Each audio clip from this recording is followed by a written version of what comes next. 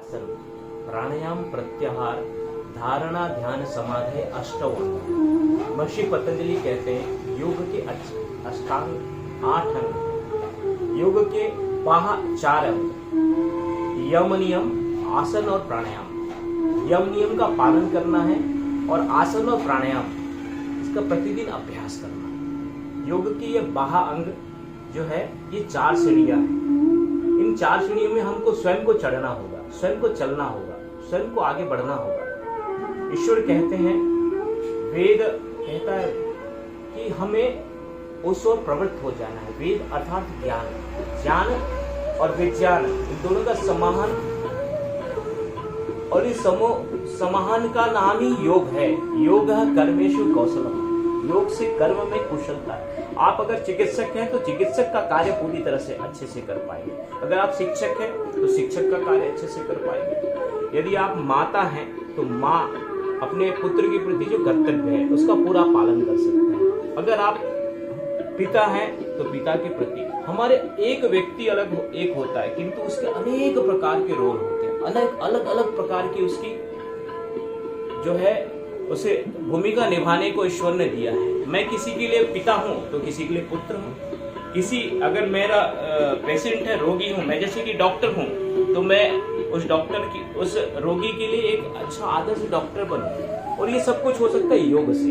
इसलिए योग हमको रोज करना चाहिए। और योग की 4 सीढ़ियां मैंने बताया, यम यानी सत्य, अहिंसा, अपरिग्रह, अस्त्य और ब्रह्मचर्य इति यमा। शौच, संतोष, तप, स्वाध्याय, ईश्वर प्रणिधानी इति नियमा। तो यम का पालन से बाहरी शुचिता और नियम के पालन करने से भीतरी जो है आंतरिक रूप से शुद्ध हो जाते हैं, बुद्ध हो जाते हैं, पवित्र हो जाते हैं। जैसे मंदिर में जाने से, गिरजाघर गुरुद्वारे में जाने से हम सबसे पहले अपने आप को शुद्ध करते हैं, नहाते हैं, नहा धो करके अच्छे साफ सुथरे कपड़े पहन करके ही हम मंदिर में प्रवेश करते हैं। उस देवत्व को पाने के लिए, उस देवत्व की उपासना, पूजा अर्चना, प्रार्थना करने के लिए हम जाते हैं। तो हमें रोज ऐसे ही योग करने के लिए यम का पालन, नियम का पालन करना है। इन 2 सीढ़ियों को चढ़ने के बाद तीसरी सीढ़ी है स्थिर सुखम आसनम।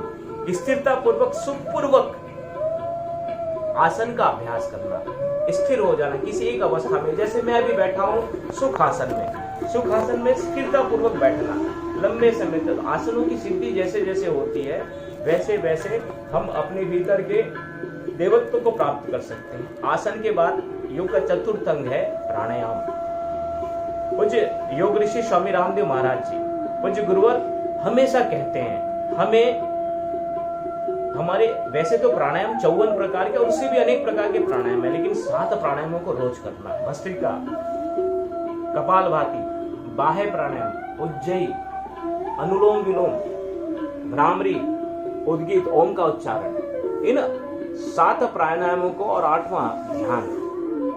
फिर योग के इन 4 अंगों को, 4 सीढ़ियां आप चढ़ने लगेंगे तो आप देखेंगे, पाएंगे कि धीरे धीरे स्वतः आपका मन, आपका हृदय, आपकी पूरा स्वरूप जो है वो काया का पूरा रूपांतरण, एक स्पिरिचुअल ट्रांसफॉर्मेशन की ओर आप बढ़ जाते हैं। योग से न सिर्फ आपका शरीर स्वस्थ होता है बल्कि आपकी वाणी, आपकी बुद्धि, आपका विवेक, ये सारी बलवती होती जाती है। आप इंद्रियों पर आपका नियंत्रण हो जाता है। और प्रत्याहार, धारणा, ध्यान और समाधि, योग के ये 4 आंतरिक अंग हैं। तो इन 4 आंतरिक अंगों की ओर आप अभिविष्ट हो जाते हैं, उस ओर चलने लगते हैं।